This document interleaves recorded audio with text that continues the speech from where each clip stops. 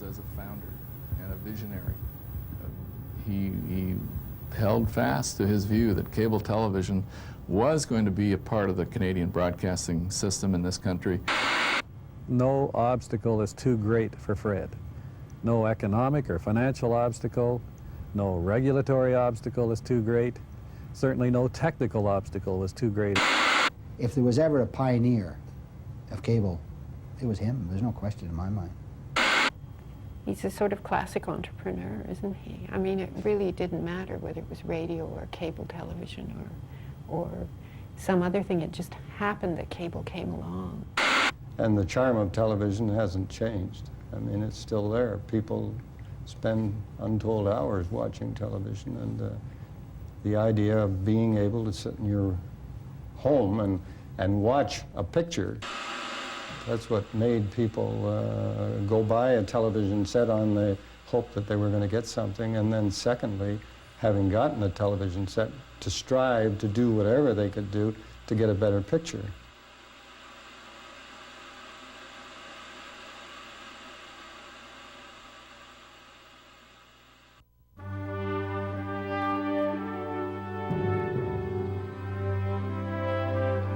Television. Will Canada be ready when it comes? Canadian television is expected to make its debut in September 1951, when CBC TV programs will be broadcast from Toronto. Already, some 23,500 Canadian set owners are viewing TV broadcasts from the United States. By the early 50s, Canadians were fascinated by television. Despite a limited number of channels and crude reception, neighbors and families would gather in living rooms to watch everything from cooking shows to wrestling midgets. Program content and picture quality just didn't matter. As I was saying, TV is a remarkable invention. You can sit there in your easy chair with your shoes off and a can of beer, watching that wonderful, clear picture coming into your home, bringing culture and entertainment to you and your family. Of course, the great thing about TV is that you see things live at the moment they're happening. Across North America, homeowners were experimenting with larger antennas in hope of cleaning up television's image. Some even tried to share this new type of television with others. This is the story of one man who took this idea and built it into a Canadian industry. Fred Metcalf had served as a reinforcement officer in World War II. By the mid-40s, he was a traveling salesman, peddling vitamin supplements and paintbrushes across Ontario. In 1947, he settled in Guelph, a small community near Toronto. Although he had no expertise in electronics, Metcalf made his first step into the communications field as the co-owner of a radio station. Dixon's stamp of approval is placed this evening on You'll Never Walk Alone.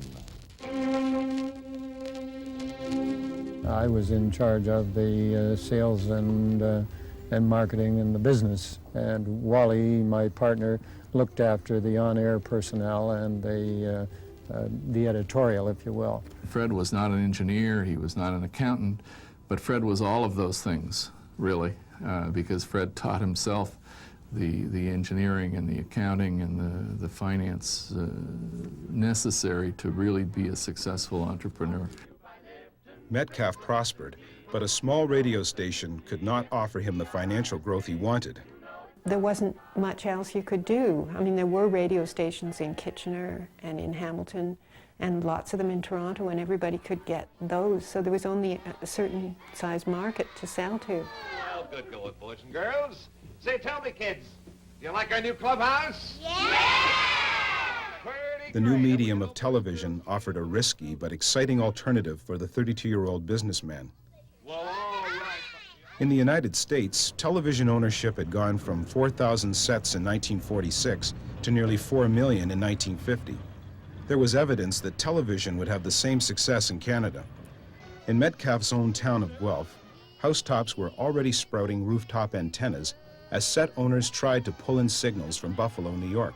There was a freeze on any licenses in Canada, and as a suggestion, someone put forward the idea that we should investigate this idea of a huge antenna and piping the television that was available around the city to people so that they could get it without having to worry about an antenna. A community antenna television system consisted of a large aerial that could receive signals with a clarity that was impossible from a rooftop antenna. These signals were then amplified and passed down a main line where coaxial cables fed the signal into a customer's home. The concept was hard for most people to understand, including Metcalf. He needed to see such a system in operation before he invested his money. There was a system being put into Burlington, Vermont, and so I went down to Montreal, and when I was finished my sales calls and so on a Friday afternoon, I went across to Burlington, Vermont, and looked at the system and met the people who were putting it in and tried to assess whether this made any sense and so on, because it was very hard to grasp the idea of stringing cables like the telephone company or hydro. Fred recognized the potential both in his own community where he lived and was in business, that is Guelph, and in other communities around. And he then had the foresight then to get into the business, to get together the people in engineering and marketing to help him build that business.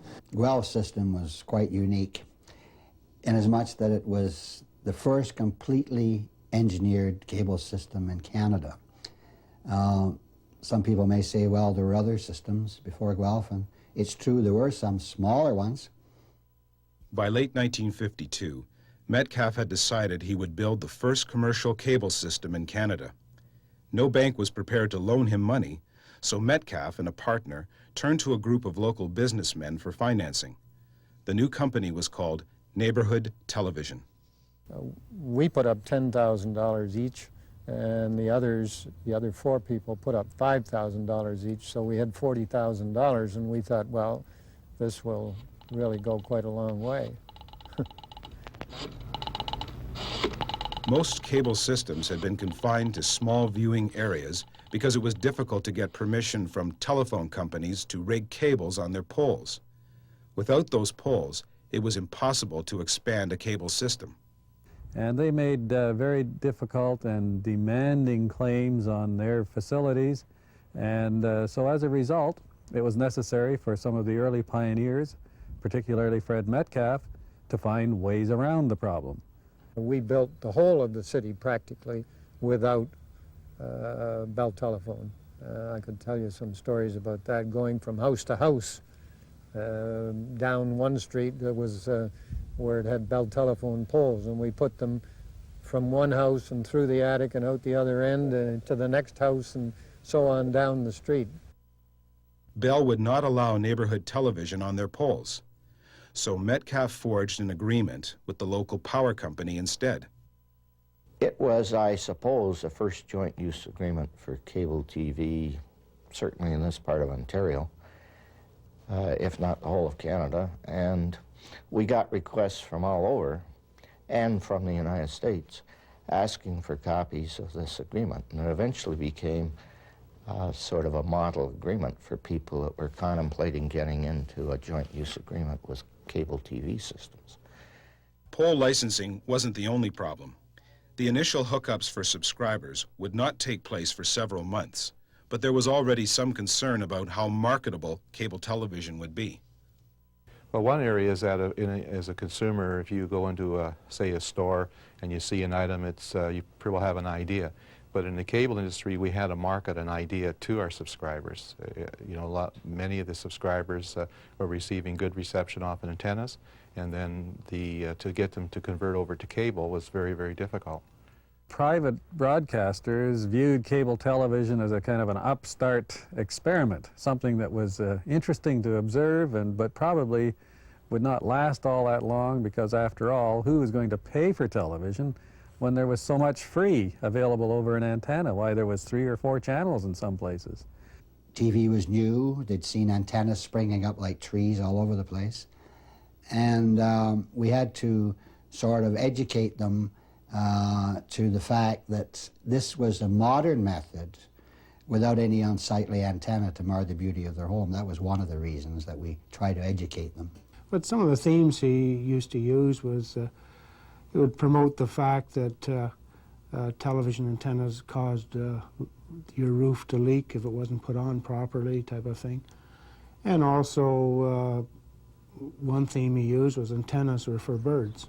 And of course, as we all know, they still are. By the spring of 1953, Metcalf had set up his main antenna and hooked up enough cable to reach the edge of the city. Then he ran out of money. He persuaded his partners to take a gamble. They would wire one building and invite local television dealers in to demonstrate their sets. All Metcalf needed was an event to attract the public's attention.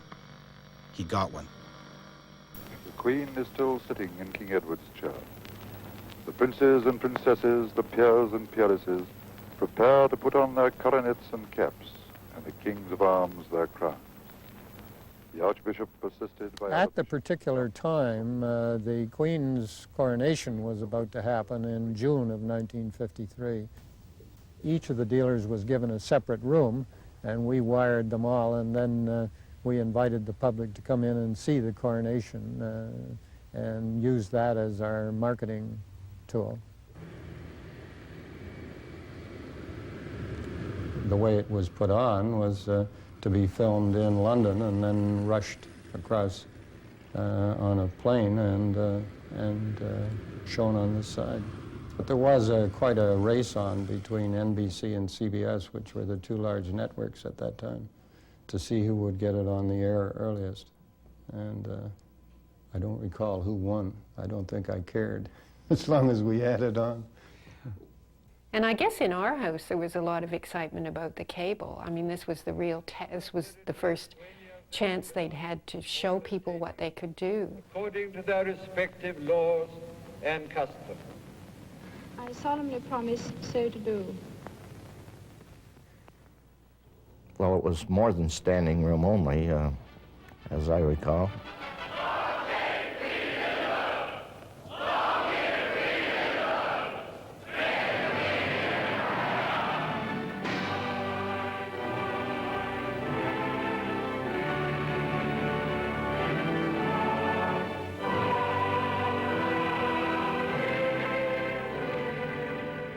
I think everybody just couldn't believe that it wasn't a motion picture that was being shown.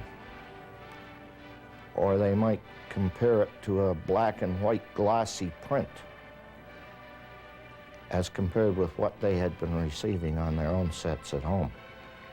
It worked very well, needless to say, because there was a tremendous amount of interest, of course, in the coronation. And you couldn't see it on ordinary TV because there just wasn't any. So if they wanted to see it, then they had to come to our opening, and we had a lot of people.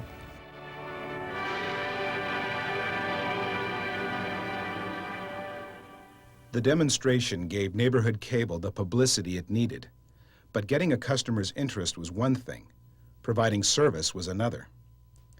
Cable would not be run into Guelph for another 3 months. Still short of funds, Metcalf had to take the money from advance orders and use it to rig up the first handful of subscribers, while hoping his new business wouldn't bankrupt itself or him.